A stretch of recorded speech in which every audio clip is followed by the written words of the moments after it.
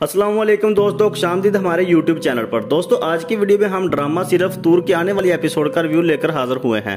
लेकिन वीडियो शुरू करने से पहले आप सब नए आने वाले दोस्तों से गुजारिश है, प्लीज चैनल को सब्सक्राइब कर लें और साथ आने वाले ड्रामों को, प्रोमोज को रिव्यू देखने के लिए बेल आइकन को भी दबा लें ताकि आप तक नोटिफिकेशन पहुंच सके। वीडियो को शुरू करते हैं।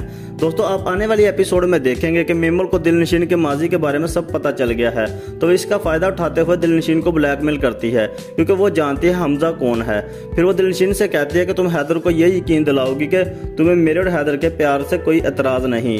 वो यहाँ तक कह देती है कि जब हम दोनों साथ होते हैं तो तुम थोड़ी सी स्पेस दे दिया करो।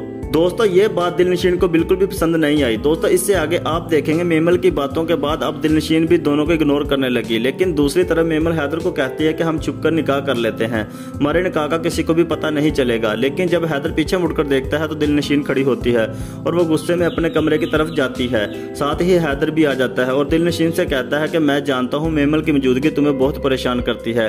इस पर दिलनशीन लड़खड़ाती आवाज से हैदर को कहती है कि आप मेमल से शादी कर लें और यह कहकर वो हैदर के पास से चली जाती है। लेकिन ये बात हैदर को कुछ हजम नहीं हुई कि दिलनशीन ने यह बात क्यों की। लेकिन ये दोनों के लिए ही काफी परेशान कुन है। अब देखना यह होगा कि मेमल और हैदर शादी करेंगे, लेकिन ऐसा लगता नहीं। आपकी क्या राय है हमारे कमेंट बॉक्स में लाजमी बताएं।